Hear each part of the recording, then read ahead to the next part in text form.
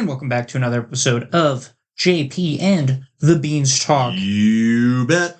There's a great energy in the gym. We're coming fresh off a holiday weekend. Yes, we are. That's why we were one day late. And you know what? That's okay, because America says this random Monday in September you shall have off. Love it. So Labor Day for me is one of, if not the most perplexing holidays, because my understanding is that the idea is to show honor and gratitude towards the labor force as a whole, right? And so, real brief U.S. history lesson, right? Once upon a time, there were no such things as unions. Then unions came along in an effort, ostensibly, to better the life of the working person. Okay.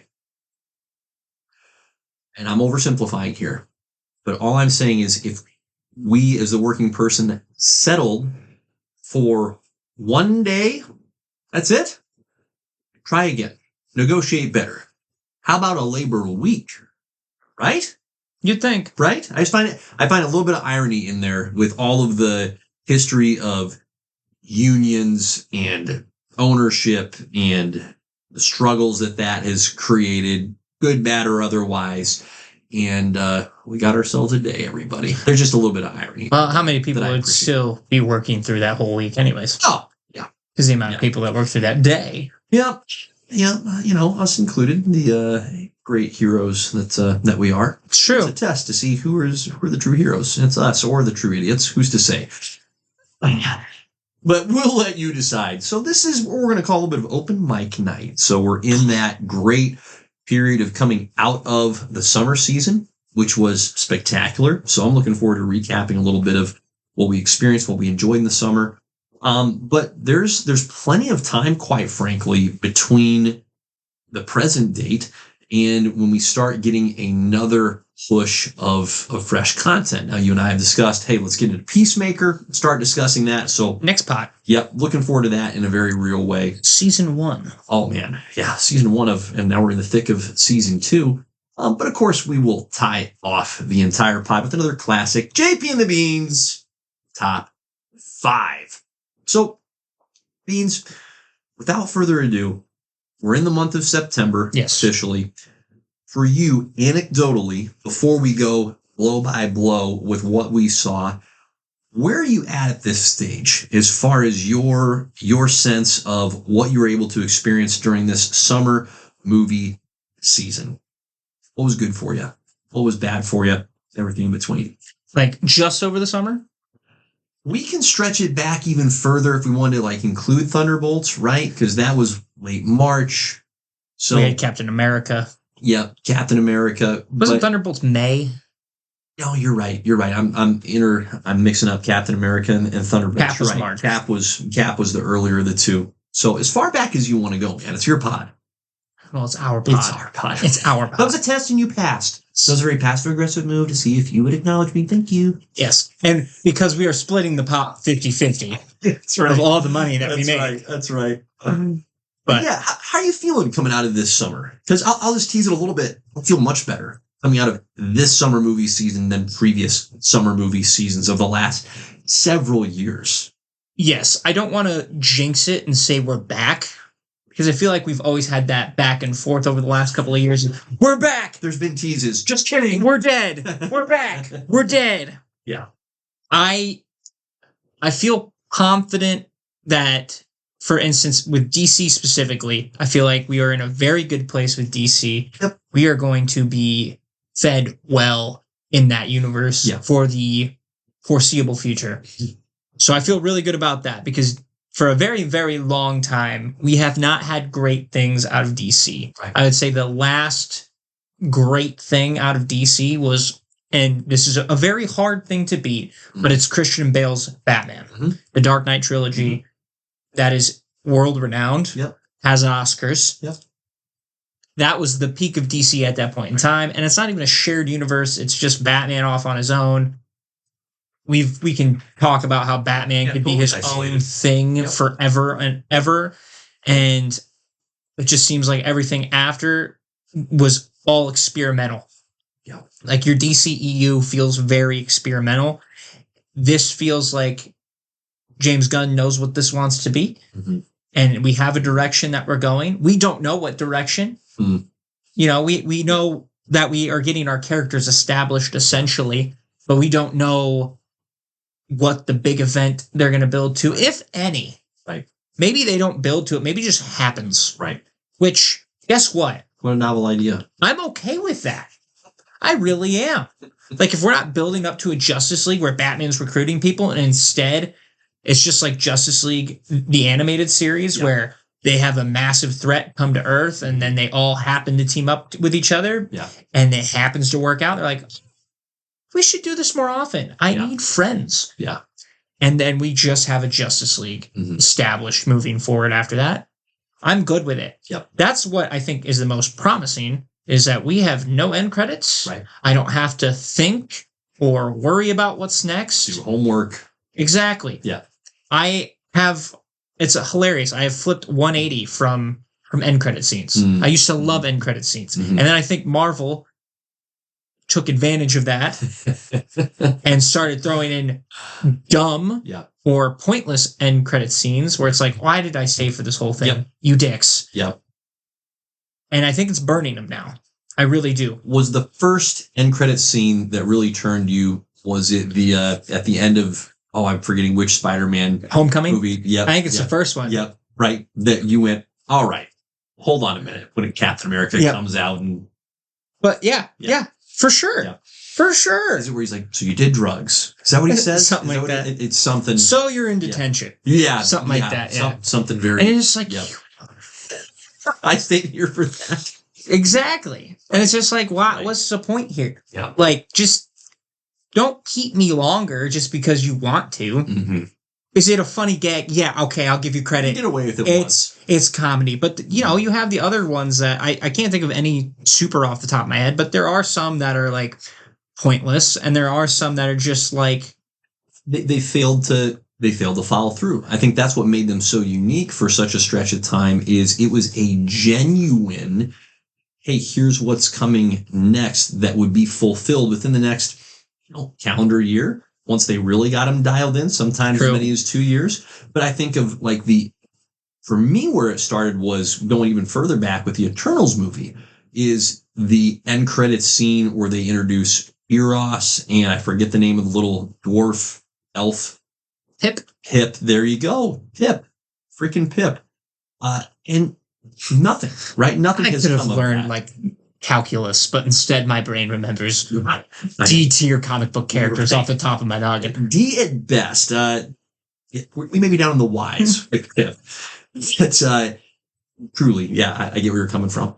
Yeah. So I think that refresh alone has been great, because I look at it this way too. Like, we are getting new characters, right, that we haven't really seen too much of, and even if we have, they weren't great iterations of those characters. Yeah, I'm ready to go. DC's got so many cool characters that they don't ever touch. Yeah. This is the time for them. James Gunn is the perfect guy. We might actually get a nice little renaissance in the DC comics because of James Gunn. Yeah, because I don't know anything if Future Commandos got anything after their show. But if they didn't get a limited run or a limited series, I would be very surprised. Just based off of the success of that show. Right. Or Peacemaker getting his own, again, limited series. These aren't characters that need ongoings for the future, but you're telling me they don't qualify now for a limited? Because that's what I would be doing right now if I was DC. And maybe they are. I'm not keeping up with all the new relevant stuff right now. So I could be very much wrong. But that's when you strike on that. Yeah. And I would be fascinated to know what, if any, intentional synergy exists between the movie making arm and the core foundational comic book making arm of both DC and of Marvel, because there is no doubt that one of the reasons that both you and I, and that many, if not all, as a matter of fact, all's too far. Let's stick with most folks that have gotten into reading comics were introduced to those comic characters and therefore had their first experience of interest with those characters through some kind of visual medium, whether it was a full-length feature film or a Saturday morning cartoon, back when cartoons were only on Saturday mornings. But you get my point. I think that has pretty consistently almost always been the introduction to the characters. And then the interest can turn into I want to go find the books because I know that these characters that I'm seeing on screen are based off the books. And the appeal there is a bottomless well of decades worth of stories to get into at that point. So I'm very curious, so what at this stage, now that full-length superhero movies are beyond well established, right? We are either in or out of or somewhere on the path of those movies' golden era. But now that maybe my point is now they can be made on a regular and routine basis and they're not limited by technology anymore, right? Like Spider-Man 1, that original Sam Raimi movie, very dated, very limited. Still a good movie, still enjoyable to watch, but you watch and you go, I understand why they weren't making other superhero movies at this time. You couldn't do too much.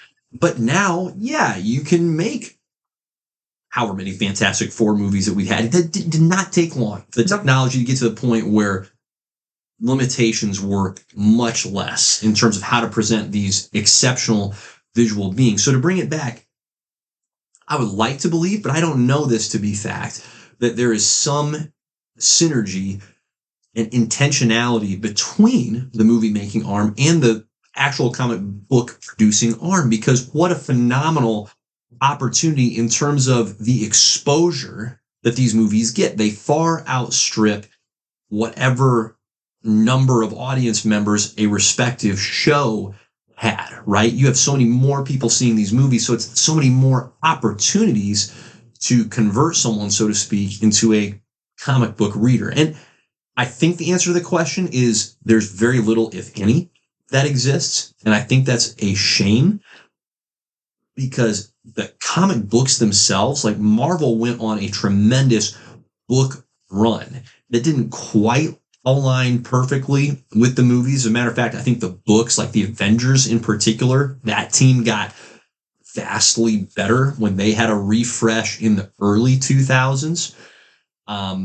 Well before, a good several years before the first Iron Man movie in 2008. But then you had a period of time where there was some sincere back and forth of, hey, the movies are doing some really neat things with certain characters, especially, but then the comics are introducing the extremis armor, for example, for Iron Man, storylines like Civil War, and you saw that bleed into the movies, but then the movies are doing some really neat things with the Guardians of the Galaxy characters, and all of a sudden, we have Guardians of the Galaxy comics that never existed before, right?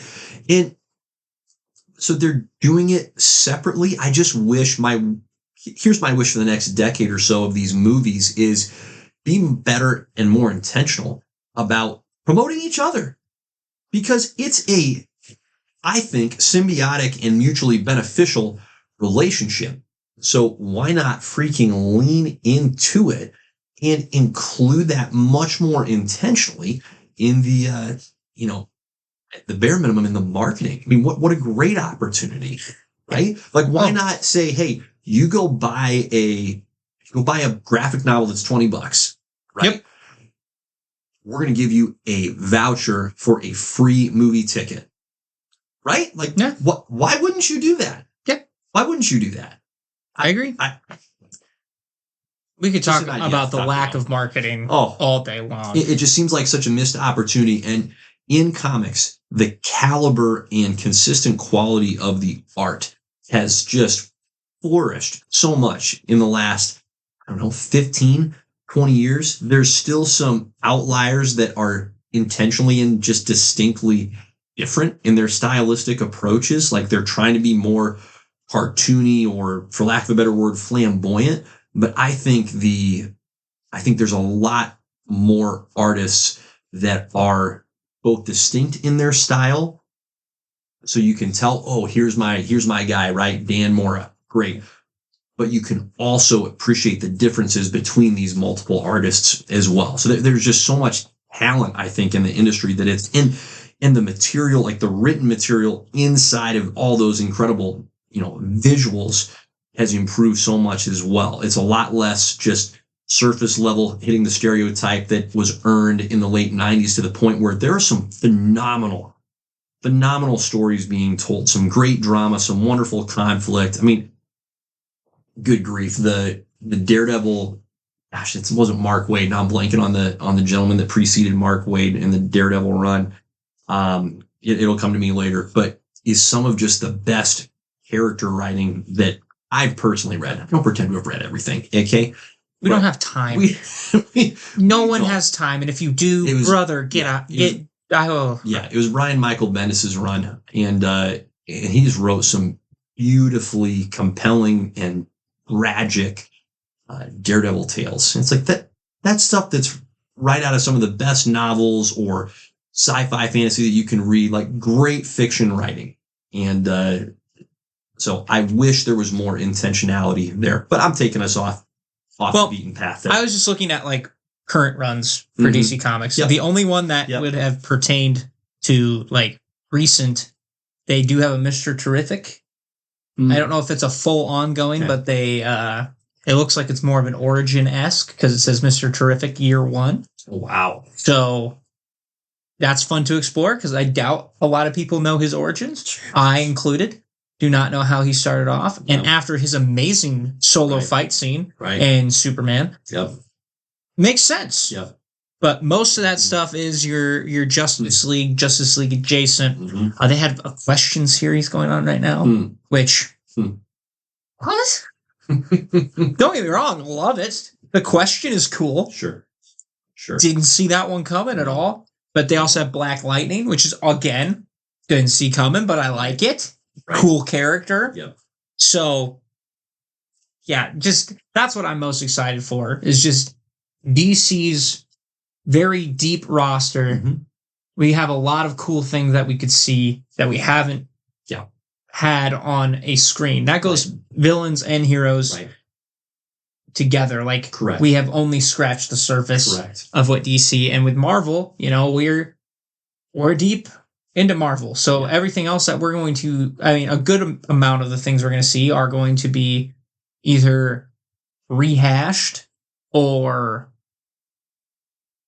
bottom of the barrel. I don't want to say bottom of the barrel necessarily, but they're going to be the lower characters. Yeah, they're on the totem pole. They're certainly in a different spot for their for their trajectory. It doesn't have to be they don't have to scrape, so to speak. I think what we have learned, one of the lessons we've learned, is it matters a lot more how intentional you are at developing whatever character it is you choose in some ways than it does the character that you've chosen, right? Thunderbolts this summer being a great example. It's like that roster on the surface, which we have talked about previously, was not a compelling name brand roster.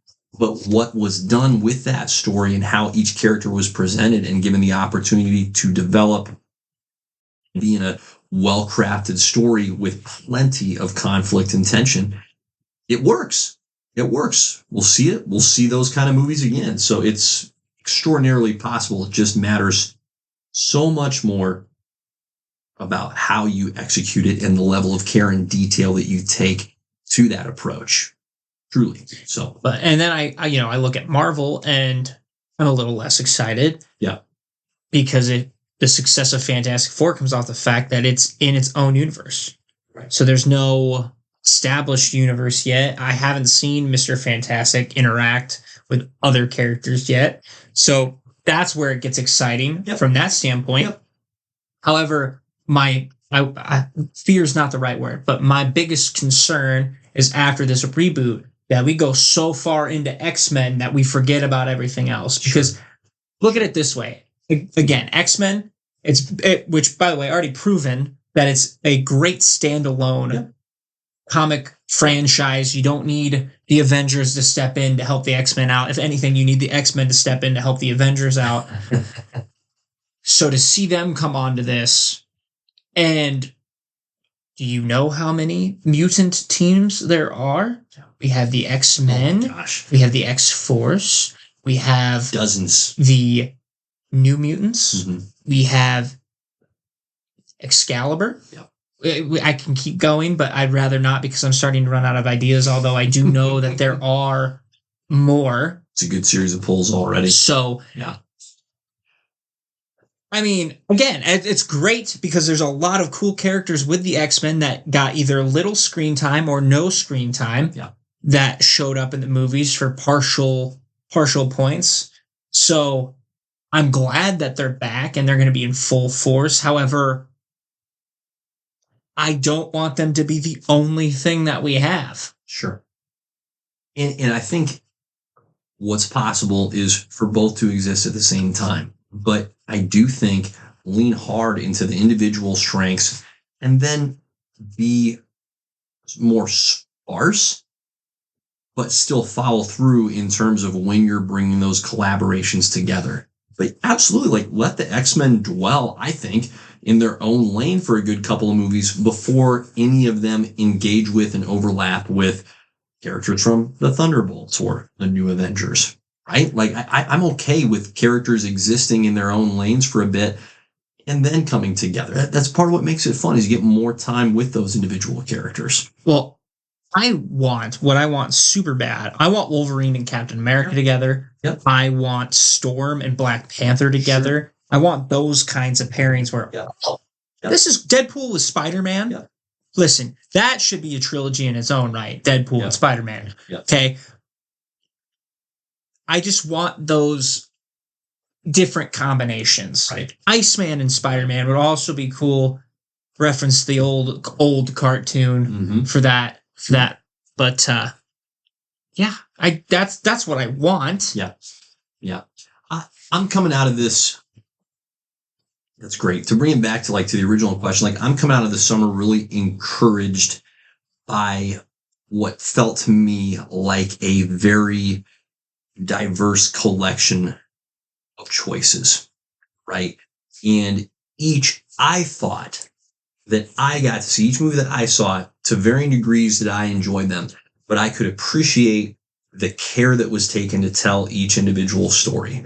I didn't see anything this summer that felt rushed or hastily put together for the sake of what we got to get content out there for the sake of that content.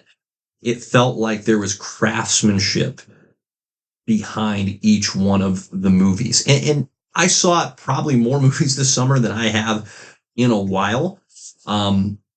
And I have no regrets about any of the movies that I saw. Like, I'm thinking of Karate Kid Legends, F1, Thunderbolts, of course, the latest Mission Impossible movie, obviously Fantastic Four and Superman.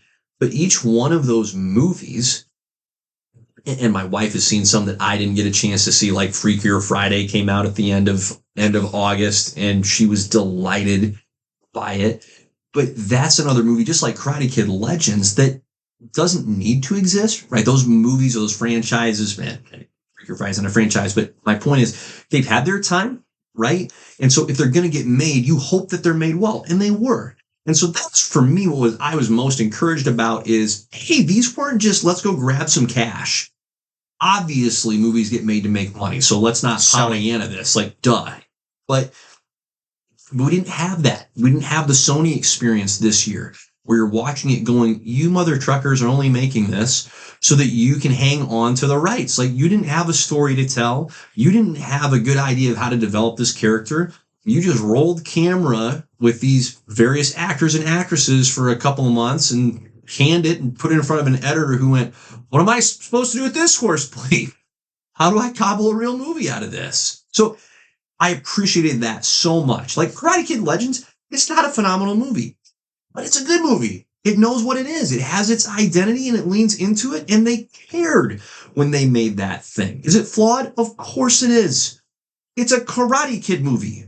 It's not high-end cinema, but that's not what I'm seeking. I want characters that are developed. I want a story that mostly makes sense. I'll forgive you if there's some excuse me's. Don't put in too many, please. It ruins the escapism. Just a little sidebar. But F1. I don't care about IndyCar racing at all. Still don't, for having watched that movie.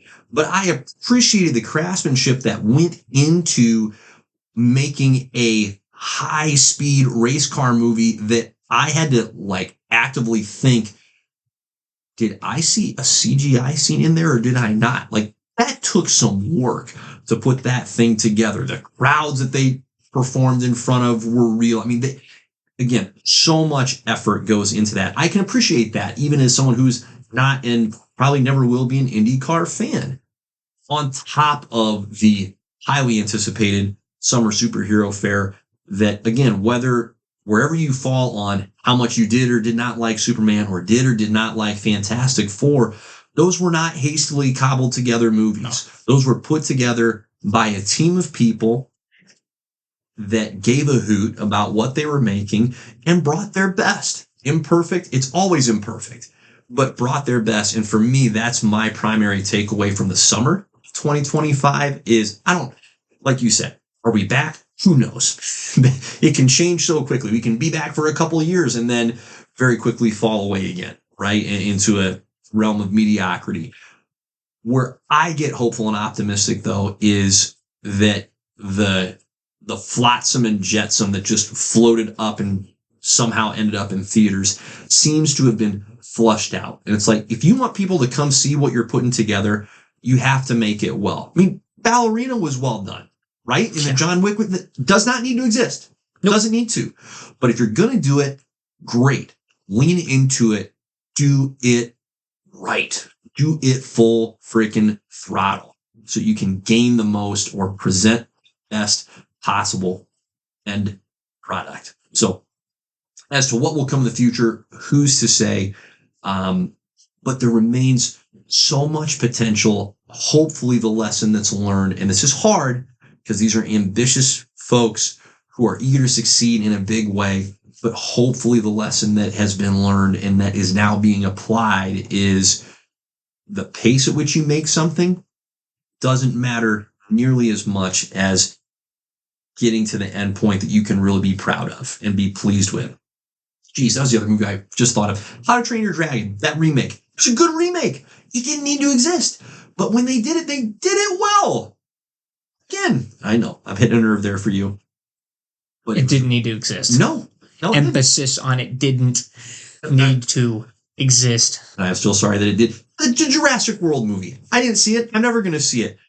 But from the folks that I've heard that went and saw it, solid, right? It didn't fall on its own stinking face. They put together a legitimate, hey, that was fun dinosaur movie. Great.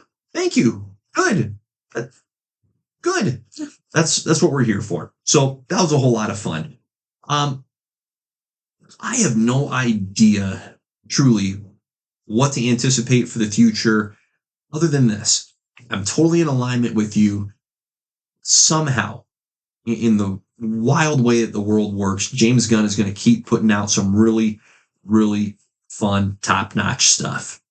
I remain very skeptical with Marvel as a whole. There's reasons to be optimistic and reasons to be skeptical. I still have a posture of skeptic.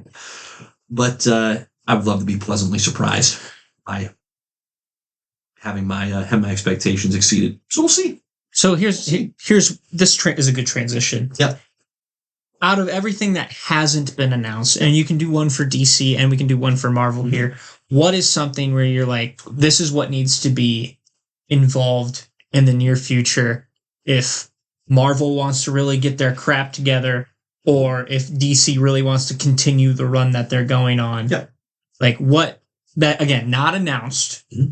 So, because obviously we're both very much looking forward to the Green Lantern show coming out. And for Marvel, you know, we can be very vague and just be happy that we're getting X-Men again, you know? So what, is there like something specific from each one? Mm-hmm. Or, well, and we can go into another question as well, as in the sense of what do they need to bring back or redo, or what did we not get enough of where it's like one more thing would have been great. Yeah. Any great fictional, I'm going to paint with a broad brush here, adventure, fantasy, action story, any great story has a great villain or villains. That is what, very broadly speaking, is needed for both Marvel and for DC. And if they can get that right, if they can give whoever the heroes are a compelling and formidable opponent to compete against and have to do battle with, you can weirdly, the superheroes that are actually doing the battling matter less than getting that villain correct, making sure that they're not transient. They've got some endurance. They've got some staying power. They have the ability to hang and to do some serious damage to the heroes, right? Inflict some legitimate pain has to be a thing. But whether Star Wars with Darth Vader, the Harry Potter world with Lord Voldemort, what Marvel ultimately did do with Thanos, what DC probably wants to do currently with Lex Luthor, like, I get really tired really quickly of the infighting superhero stuff, right? Like Civil War, it's a good movie. Okay, I'm not dunking on Civil War. I'm a lot less compelled by that story than I am almost any other Marvel story. I just want to see Captain America and Tony Stark fight. I can understand internal conflict. That's great. Great. But actually, like, fisticuffs, I don't enjoy that. I just don't. I want to see him battle a freaking villain. That's what I want to see. I don't. Batman versus Superman? Spare me for so many other reasons. Well, and I don't think, and yeah, that's part of it too. Like, Civil War was not done. Like, it's a good, solid movie, but compared to the comics, like the comics, Iron Man is a straight up not good guy in there. He is making bad decisions after bad decision. Yep. Batman versus Superman was a hot mess and shouldn't have existed. Right. That was a marketing ploy, by all means, to get people to just go watch. I'm with you. I don't need to see that. The only thing that would even be on my radar remotely would be Avengers versus X-Men, and I don't want that for a very long time because the X-Men in that are kind of the bad guys on that one, and that's just because Cyclops goes batshit crazy. Yep, and that he turns heel pretty quickly. Oh yeah, so from that standpoint, 100% agree. Yeah. So villain wise, who are you wanting then? Because I will say this, I think DC does a better job with their villains in the sense of they can go up against anybody at any point in time and have it make sense. And they are the focal point for every hero to go after. Obviously, Apocalypse is an easy one. Sure. I'm thinking of, Lex and Brainiac being great options as those. Again, we've had Lex. He feels like he's just a threat to Superman, but at the pull of a trigger, you can make him the mastermind behind everything. And Marvel tends to go down the route outside of maybe Doctor Doom, where it's, okay, this villain is specifically for this group of characters. You don't really get to see Magneto go after Iron Man, which, by the way, why would you not? They kind of stay in their own realms. Even the Spider-Man villains stay Spider-Man villains outside of Kingpin. So here's the key, and I'll throw some examples out there. The key to me is there has to be legit villains, formidable villains at every level. So the street level, Kingpin, great. Yep, gotta have Kingpin.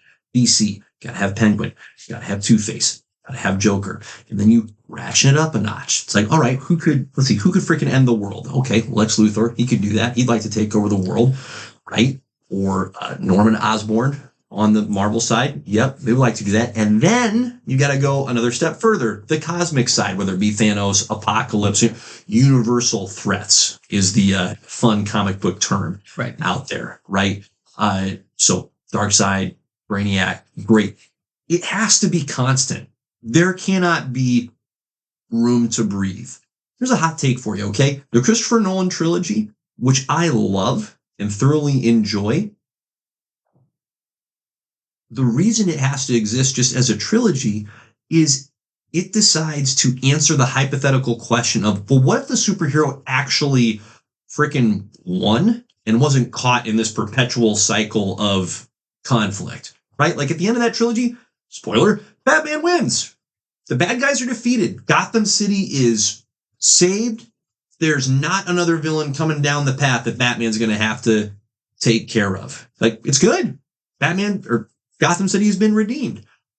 Great. Fun for that trilogy. Can't be a thing. No. There needs to be an endless flow of bad guys that are equally formidable. Just has to be. And that's one of the things, again, to reference that trilogy, which is at the end of Batman Begins, Commissioner Gordon is talking to Batman and he goes, well, what about escalation? Escalation? Batman says, yeah, so we start wearing Kevlar vests, the bad guys start carrying armor-piercing rounds, and he gets into essentially the tease for the Joker. But the whole idea being, all right, as soon as the hero wins and you think, all right, well, he beat that guy, well, here comes another one, right? Another tough. So that to me is what is so critical, is we don't need, all due respect, the character development does not need to be when the character is having too much time with their self-doubts, okay? Spider-Man 2 crushes this conflict where Peter Parker is doubting his abilities, but while he's doubting his abilities, Doc Ock is still coming after him. He's not being allowed to have a break. Like the first half of The Dark Knight Rises, where it's like, Bruce, you put on the damn bat suit and start, like, we want to see Batman. We're sorry that Bruce Wayne is out there limping around, but hitch the leg up, pal. Let's put on the bat suit and let's get after it. Or Iron Man 3, where it's like you spent more time out of the Iron Man suit than in, and it wasn't close. We don't, again, character development, yes, but do it so that the hero has to be the freaking hero and we're not hanging out with the alter ego. Getting down a little bit of a rabbit trail there. To bring it back to the point of it, they're allowed to have that break because the villain isn't relentless enough. Get after him, dang it. Get after him. I want relentless villainy. Not because I enjoy the bad guys and want to see them win. Quite the contrary. That's what draws the best out of the heroes, is a opponent that they have to bring their best against. I want there to be tangible doubt of, geez, can they beat this person or this team? That's what needs to happen. So give me relentless villains. There are so many good villains that haven't been tapped in Marvel and obviously haven't been tapped yet in DC. Let's get them. Or haven't been done right. Haven't been done right. So you know what? Run it back. We'll forgive you. Try again, please. It worked with Galactus. It sure is poop did. So that's overall what I want to see moving forward in the future, is bring the villains. Don't kill them off. They can be beaten. That's fine. But don't officially end them. We've actually been in a very good place. Right? So much better than it used right to now. Be. Yep. So much better. DC, none of the villains died. So, well, Superman, anyways, no one died. Outside of that governor, senator, politician guy that no one gives a crap about. Yeah. And in the meantime, like, I enjoy Marvel, I enjoy DC, I enjoy the comics, so I'm going to continue to see and enjoy the movies. I want to see other content continue to get made, and for the love of God, like, don't create interconnected universes left and right. That is not what we need at all. Like, make your own independent stuff, and I'll keep coming to see it. I will. We don't need everything does not need to get turned into a freaking franchise. Love of mercy, please. Like, trilogies, cool. Trilogies are a thing. Keep making trilogies, but just stop it after 3. Just knock it off. Why are we getting a Toy Story 6 now? Like, anyway, personal preference. Please stop at 3. Thank you. I think it depends on the character and where we're going. Because I'm not gonna lie to you. I would take another trilogy of Robert Downey Jr. Iron Man movies in a heartbeat. Sure. I miss that guy so much. And that's clearly one of the things I've been missing from Marvel. But I think about what you're saying with this endless villain rampage. Do you think it would have helped if, like, after Endgame, like, we even got it? Maybe that's when they tease Kang at first. Yep. Just to keep the fire burning. Right.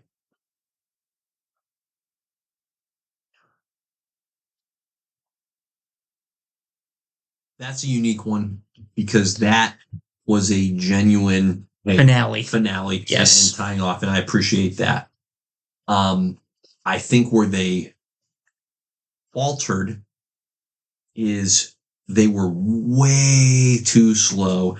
Kang should have been formidable and not the He Who Remains version right out of the gate. It should have been prime freaking Kang, kicking tail, taking names, being a problem right out of the gate. You have to create a gravity that draws the other heroes out. You have to create a conflict and a need, and that just didn't happen. I felt like they just really played it safe. Like, well, we got to establish the heroes.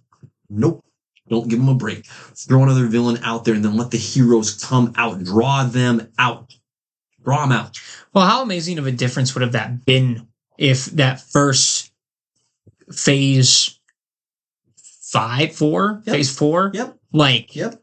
we're getting a story and all of a sudden Kang just enters Rex house and dips, because with Thanos, it was always this ever looming presence. Correct. Yes, he's in Avengers, but his hands are off. It's implied that he was in charge of it. Even with Guardians of the Galaxy, we get a little bit more with him. And he still provided in Avengers a formidable opponent. Yes. All right. We didn't know who was behind the Chitauri other than we assumed, okay, Loki's got some kind of partner here. But you had a villain in a formidable force, Yes. right? Yeah, Thanos is there in the background. Apparently, we didn't know at the time. It was a formidable opponent. Yeah. You got to be freaking relentless with the opponents. You have to push these characters, these heroes, to the brink of not being able to make it. You can't take it easy on them. And I feel like that has been allowed to happen, where it's been soft, really not that big of a problem villains. Give us some real freaking villains and don't kill them off. Like Shang-Chi and the 10 Rings. Why is Shang-Chi's dad, who has the rings, why does he get killed? That's dumb. I agree. That's dumb. I 100% agree. Yeah. So, I think for me, like what I want most out of like I look at DC, I want them to really lean into the family side of things. And by that, I mean the Bat family. Gosh. I love Batman. We are at a point now with that character where he is not, I work alone. Mm-hmm. He's just not. Mm-hmm. I want to see that extended family. I think we're going to get that with the Lantern Corps. Yeah. Show coming out. We've already have 3 of the Human Corps involved. Mm-hmm. That's fantastic. Continue to expand that roster. I look at the Flash family as a very appealing. The Superman family, we already have that semi-established with Supergirl and Crypto. Mm-hmm. I am super excited for like a Connor Kent would be great. That's where DC's a little bit different than Marvel in the sense of they have done such a great job of creating characters that at any point in time can take the mantle, and it makes sense. Yep. I look at the Flash primarily for that. We have a good amount of people who are all in on Wally West and Barry Allen and even you can make the argument for Impulse as well. Can't think of his name off the top of my head, but you know exactly who I'm talking about. Yep. So that's what I'm looking forward to, because you can easily transition Bruce Wayne out for Dick Grayson as Batman at any point in time and continue that line if that's what you want to do. I'm not saying that's what you do, but Marvel, you don't. When Iron Man's gone, who's taking up the mantle of Iron Man? As we have seen, it is nobody, and do not tell me Spider-Man, because that is not the case. Spider-Man is his own thing. Yep. We kind of had it with Captain America for that void to be semi-filled, but it still didn't. It didn't hit as well as it should have. Yeah. Per se. Yeah. And again, Hulk passing off to She-Hulk. Mm-hmm. Yeah. We don't. There's just not a very good passing of the torch moment for Marvel, and I think that's where, I mean, again, that's part of the reason why they struggled so much is you don't have the next in line, and if you do, War Machine, for instance, there's not enough ground for them to be like, I'm sorry, Don Cheadle's War Machine is not filling the void of Robert Downey Jr. Iron Man, as great as he is as War Machine, and you do the Secret Invasion bullcrap as well, which ruins that even more. So, two fundamentally different characters. I'm looking forward to the family side of those things, and just for Marvel to just, I agree. The villains, I think, is where their revamp needs to happen the most. Yeah, do you know how bad I want a comic accurate Apocalypse? I don't want the guy that we got in Age of Apocalypse. Don't get me wrong, not too bad. I want a guy who cannot die. Because that's his thing. He is immortal. I don't want to see the guy who can't die. Which the X-Men did that twice, by the way. Darwin was the first. Oh, I can adapt to anything. Adapt to this. Dead. Immediately. Oh, what? That's tough. What? Right. Why? Yeah. Totally agree. Yeah. Totally agree. Like, Apocalypse is so awesome. We could go down the road of X-Men villains. I would like to see a legitimate Brotherhood of Evil Mutants, because as much as we've had the Brotherhood of Evil Mutants, we haven't had a full-time Blob, a full-time Toad. Yeah, what you're describing is exactly what I'm saying. They need to be formidable. And they should be. It should be hard for the heroes to win. Great. That's exactly how it is set up to be. It's exactly how it should be. There is no doubt. And I love what you're saying about setting up the successors and what's so strange, right, is that Marvel did some of that well with how they brought Spider-Man in as a kind of next wave, but that was all they did. All right, so we brought in Spider-Man. Great, who's with him? No, you don't understand. We brought in Spider-Man. Captain Marvel. Right, but who else? Captain Marvel. It was just a weird missed opportunity. Scarlet Witch. Yeah. Let's kill Quicksilver, because that's a great idea. Tender freaking mercies. Yeah. So, and I do want that door for those, fun crossovers. Like I was saying earlier, Cap and Wolverine. Yeah, that's great. How awesome would it be for Magneto, or we'll go Captain America and Wolverine villains here, for instance. How awesome would it be if they're going up against Crossbones and Sabretooth? Right. That just happen to be working together for whatever other reason. I want because that's part of the beauty of comics too, is sometimes you get these weird out of left field combinations where you're like, is this going to work? And it does. It does work. This is awesome. Yeah. So, have fun with it. Yeah. That's such a lesson for me of how truly the name brand does not matter. It's just, what are you doing with the character that you have at your disposal? Like the alt universe Fantastic Four, it worked really well. Thunderbolts freaking worked, and it worked really well. We know that Guardians of the Galaxy worked well. That's like the pinnacle example. The name brandness just doesn't matter. It's what are you doing to develop those characters, to put them in some sincere conflict. It's simple stuff. It's the same, and yet somehow within that simplicity, there is all kinds of opportunity for how you approach those various areas of conflict. They're available. You got to lean into it. You've got to put your characters through hell. They have to go through hard conflict, hard things. You can't hold back. Give us the big villains. That's what I'm here for. On every level, street level, world level, universe level. Let's go. Fair. There's too many not to utilize. So that's good. Anything else in the summertime? No. Is it that top 5 time? I think so. We are at 49 minutes. Holy Toledo. All right.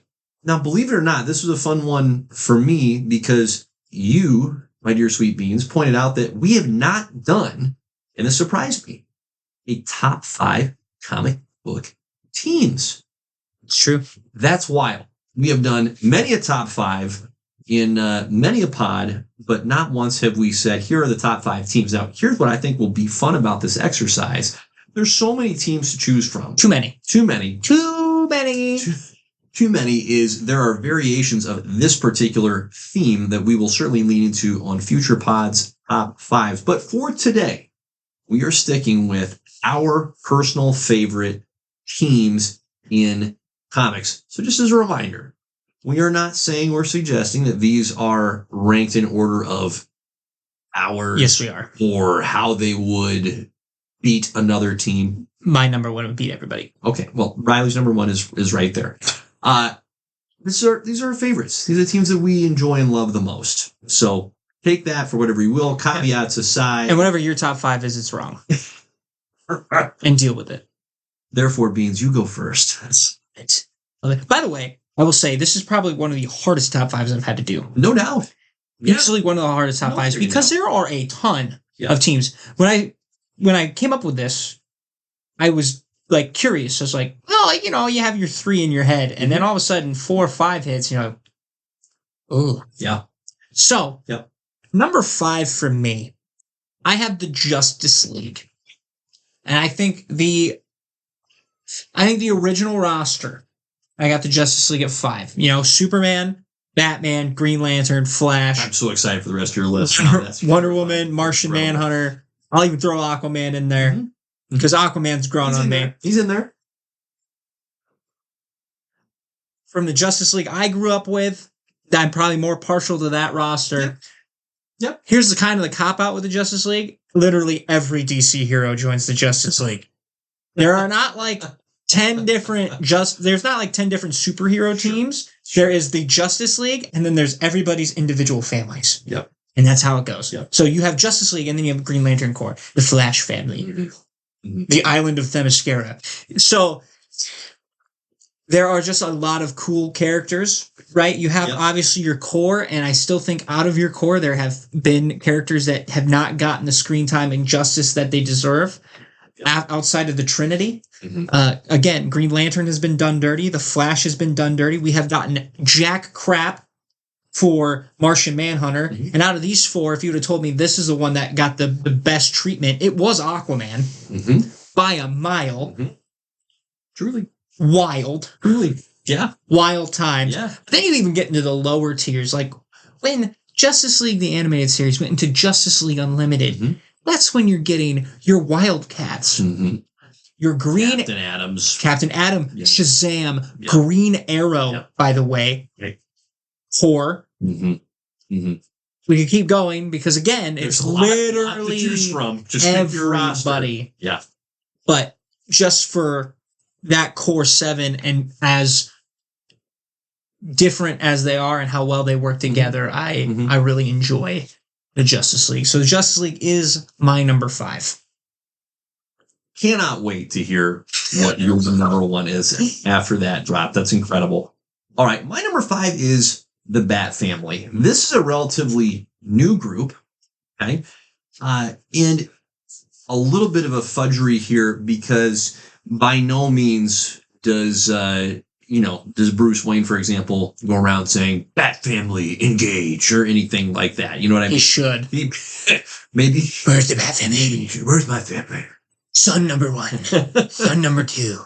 This is more of a unofficially official group that has become an absolute delight to spend time with in the comics. And as with many of these groups, there is a lot of potential for the movies to lean into these ideas and these concepts and these characters. But starting with the core of Batman and really Alfred, who has finally, here's why this works. Alfred has finally gotten through the Batman of, dude, you can't be alone. He's broken through. Even if Batman won't admit it, so won't. Very often, if at all, or very begrudgingly. So be like, his actions speak volumes. He's going, you know what? Jason, Damian, Dick, all right, Sandra, Tim, so on and so forth. Like, let's partner up. Let's do this. Let's hang out more often. Let's battle. Stephanie, come on in. Let's do this. Barbara, sure. It's grown. It's happened organically. And somehow, this is the part that's a little bizarre to me, and I'm not even sure I can explain it, even though there is a lot of overlap. For example, boy, most of these folks have been Robin before. So the skill sets on the one hand are similar or more similar than dissimilar. There's enough distinction between each individual character that just like any good, compelling family, they're able to bring something distinct and unique to the table that makes it valuable for them to be there. And after so many years of Batman YOLOing, soloing it, okay, maybe with a Robin here and there, but then, going solo again, it's truly a breath of fresh air to see Batman partnered up, at times begrudgingly, he's still the biggest stinker in the family, quite frankly.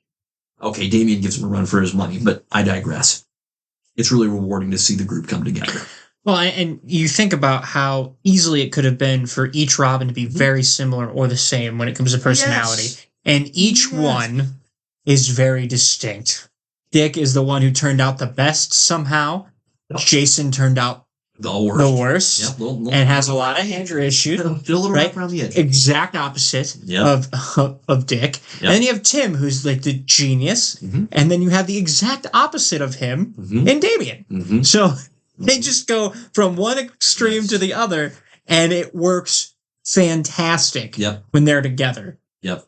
So, yeah, you gotta love the Bat. There's 3 Batgirls. There's a Batwoman. You have the Signal now because the Bat Signal needed an actual representative for it.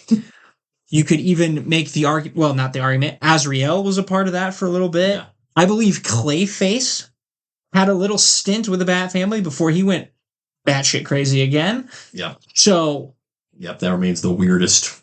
I love it personally. Group, because it just shows Batman actually cares about trying to redeem his villains. Yep. So, but yeah, no, Bat Family, badass. Yeah, fun group. Staying with the family theme, my number 4 is the Fantastic Four. This is not a group that I would have had anywhere near my top 5 as recently as a year ago.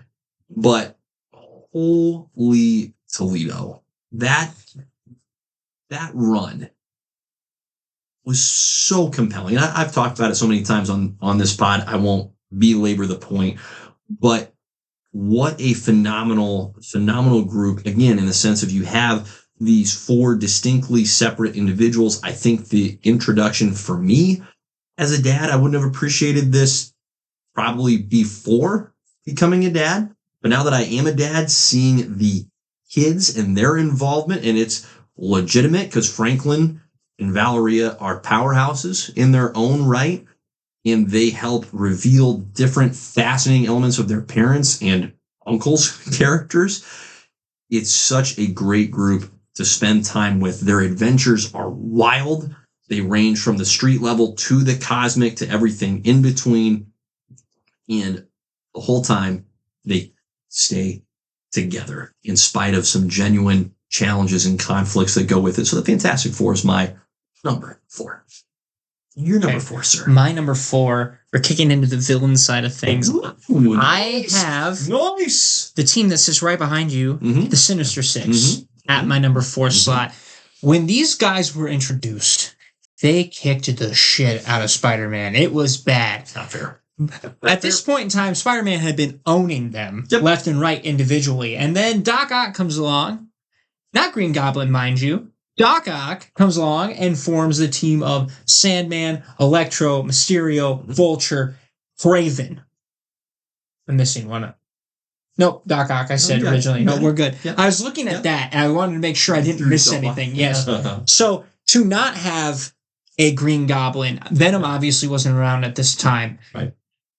To have that be your core, and they run his clock out, I love the elevation of Doc Ock in the Sinister Six because he becomes more of a threat with this because he's now leading this massive group, right? Sandman on his own right should be not having any troubles with Spider-Man. Electro, a guy who is literally living electricity, should not have any issues with Spider-Man. Spider-Man handling business. So to have him get overwhelmed like that and then have to get creative on defeating them Like whenever the Sinister Six comes to play, and there have been different iterations over the years, you just know like, oh, this is about to get real rough real quick. Mm-hmm. So that's my number 4. Great.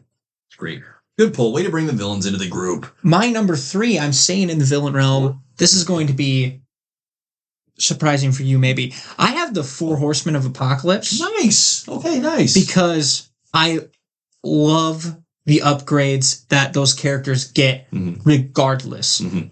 Angel is obviously the first one you think of because he is the original, loses his powers, becomes Archangel, becomes a scary badass. Which, by the way, Angel needed an upgrade. All right? He was too pretty. After this, you're like, oh, he can handle himself. A little bit tougher. Right. Gambit has been one of the horsemen. Wolverine has been a horseman. You've had the Hulk as a horseman. There have been other iterations as well with Moon Knight and Deadpool. You can make whoever you want. It's just Apocalypse's mindset of, I don't care like if you are a mutant or not. It is the strongest. And if I think I can use you and up you to pretty much godhood at this point, let's do it. It does not matter who gets that mantle. They are always more badass as a horseman. And Apocalypse obviously leading this group. I spoke on this earlier in the pod, how Apocalypse is one of the villains I want to get revamped. Please. This is the guy. I love Apocalypse. He's always a threat. There have been different universes where he takes over and rules over everyone else. And it's not good, by the way. Just wanted to throw that out there too. So yes, as soon as they hit that screen, again, that's what I'm thinking of. You're like, oh no. Pants pooped in. One of the coolest elements of Apocalypse and most unique elements of his character is his ability to enhance his horsemen. Right? Galactus is probably the closest common thread there where he is able to imbue his heralds with the power cosmic, but those are the only 2 villains that spring to my mind where they have the ability to bestow additional power and enhancements upon those that, if you want to call them their minions or those that work for them, right?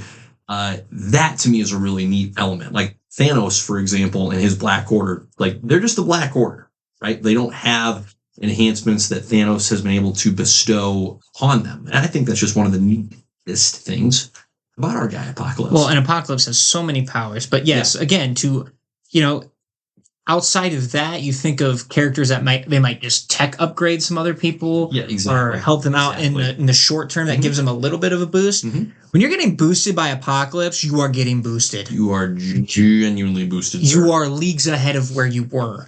Some of these guys just get crazy power boosts. So that's a threat. That's terrifying. So that's my number 3. I love that. Great.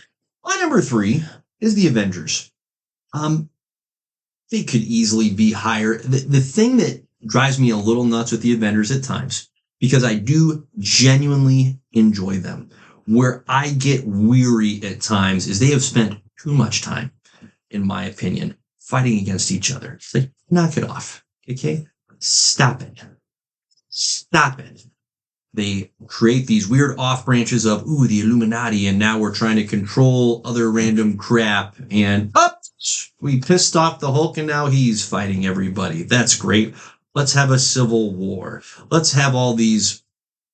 It just gets wearisome. It's like, listen, just keep leaning into the villains, like the actual villains. And that is something that our guy, hello, sir, Mr. Hickman, did so freaking well in his run on the Avengers, is he didn't dink around too much with Avengers fighting Avengers. A little bit of that in there because it's the Avengers after all, but it was a lot of, villains for the Avengers to battle. So the Avengers are a core, I don't need to spend a ton of time talking about that group other than I enjoy the cosmic nature that their battles tend to take. And they do have some phenomenal villains to go up against. I mean, Ultron, come on. So much fun. Ultron's so much fun. Thanos is a blast. It's just great. So the Avengers are my number 3. My number 2, the Green Lantern Corps. I love the comics of the Green Lantern Corps. For my money, if you're going to get into comics, you could lean into the Green Lantern Corps run written by Jeff Johns in the, mid to late 2000s, and you would not regret a moment of your time diving into those comics. They are so freaking tremendous. It centers around Hal Jordan, but there is a ton of John Stewart and Guy Gardner and Kyle Rayner mixed in there as well to really enjoy. It's its own world. Like, yeah, they're involved. They help out on planet Earth, but they are literally over the entire universe. And so the scale and scope of what they're covering is just tremendous. And it's such a diverse group that, for me, the reason this group is ranked so high is the comics that I've read, holy smokes, has the Green Lantern Corps embodied just some of the best stories and sagas and character development. So that's why, for me, they are at number 2. Riles, you're number 2. I can see why you're so insulted by my number 5, because I know exactly where you're going. My number 2, I have the Teenage Mutant Ninja Turtles. Oh! Listen, these guys, in their own weird way, have become a template for other teams. When you think of the 4 different personalities, you can use that template, and it always works. Right? You have the Brainiac, you have the leader, you have the one with the anger issues, and you have the comedic relief. Okay, you just do. Mm-hmm. And they work so well together. Yep. And whenever you get a combination of 2 of them, like each one of their dynamics is very different. Yep. And it's very fresh. Yep. And the way that they are able to work together consistently across the board, they're one of the best teams in comics. It's hard to beat them. By the way, their villain roster, fantastic. Whether it is a mutant or human or alien, they have gone up against pretty much everything that you could think of, and they come out on top. Right. So I got the Ninja Turtles at number 2. I love that. It's a great number 2. Great. It's a fantastic number 2. All right. My number 1, and this might be a little surprising for you. I have the X-Men. Okay. I think overall, the X-Men. First of all, their roster, yes, very deep. Oh. But you can't go wrong with any of it. Yeah. Right? Whether it is that first iteration of Iceman, Cyclops, Beast. We look at Beast's evolution in general, going from some dude with just very large feet to he needed an upgrade. Correct. That really wasn't fair what they started him out with. To a blue, furry monstrosity, depending on who's drawing Beast. Yep. Because sometimes they lean more on the human side, and sometimes they lean full in on this dude is a monster. Yep. And the amount of time that they have taken with power levels amongst mutants, like when you hear an Omega level, you're like, oh. Now, do they go a little bit overboard with telepaths? Sure. And that's not even up for debate. Yep. They go way over the top with telepaths to a point where you could have two teams of telepaths and get through the day. A little out of hand. But then you go even to the second big iteration where they're, instead of staying in the United States, you have a global team. You have Nightcrawler out of Germany. You have Colossus out of Russia. Storm out of Africa. Wolverine out of Canada. You have this, it goes from mutants being very small scale to, we can find a mutant anywhere. It does not have to be the United States of America where we can find mutants. All of their villains are awesome. Magneto is easily in the Mount Rushmore of villains. It's not even close. And he's even had his little anti-hero runs, which, fine, whatever. Again, that's the X-Men. Villains turn good, and then they turn bad again. And same with the heroes. They go bad for a little bit, and then they go good again. Just to have all that, they have also gotten cosmic as well when they want to. The X-Men at their core. Again, I also just love the cop-out with their powers. It's just like, oh, they're a mutant. I don't need an origin for everybody. You can just, their mutant powers took over at 12, and you're like, okay. I don't need a radioactive spider or to get caught up in a bomb. I just inherited superpowers. Beautiful. Keep it simple as possible. Now, obviously, you have your breakout, and that's a little different for when the powers first manifest. But there's just so much variety you can do with the X-Men to, we talked about earlier Marvel's struggles of keeping their heroes fresh. Mhm. The X-Men you can keep fresh forever, and if there is a core roster you want to keep together, guess what? They make an offshoot. I think of the X-Force. What a badass offshoot of the X-Men the X-Force is. So X-Men easily my number one. Well, and you talked easily too about, hey, taking on the mantle, right? There is generational opportunity within the X-Men where you have an iteration of the team. This isn't the right phrase, but I'll use it anyway. They age out. It's like, great, here comes that next wave, right? Mhm. Of X-Men that can take that mantle. There might be some intermingling of the teams, or there can be some mentor to mentee relationship. Like, that's a really unique thing that the X-Men has been able to get pretty consistently right over the years. Well, and what's fantastic about that too is, yes, you're right. They're able to jump in and get a new fresh roster. Yep.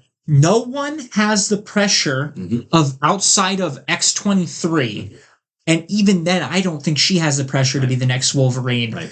Nobody is pressured into own- taking up the mantle. It Great is point. the pressure of, oh, I'm an X-Men now. Yes. Oh, Yes. so the pressure is a being of that team. They are a you have to team be to their Beast, core. you have to be Cyclops. Like, no, you're in the team. You can be your own individual skill set and In fact, person. we encourage it right. because Good point. that gives us Really good more point. utility with Yeah. you than if we have, Yeah. again, 15 telepaths. What's the point?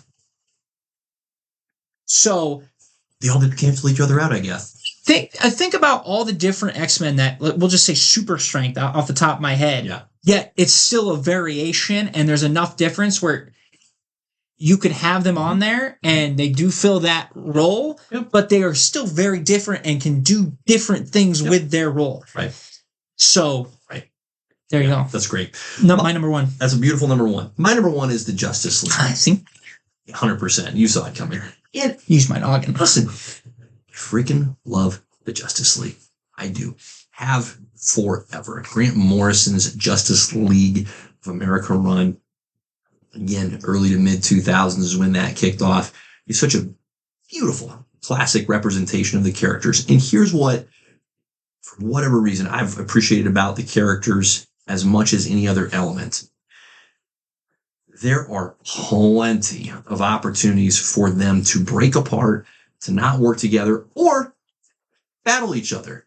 And they are aware of it, and they consistently choose to work together in spite of the tensions and conflicts that exist within the group. In a lot of ways, it shouldn't work. It shouldn't work that you have an Amazonian, Kryptonian, a legitimate Martian, just a human being, right? The dude that talks to fish. It's a weird grouping, but because they are intentional about wanting to work together, I'm sorry, I forgot the Flash, but since they are intentional about wanting to work together, they continue to seek out ways to bring the best out in one another. And I enjoy that. There is some inner conflict, sure, but they keep that to an absolute freaking minimum. And instead, it's more about, hey, there's some serious bad dudes that we need to take down, and we can only do that or do it best together. So for me, hey, call me basic if you want.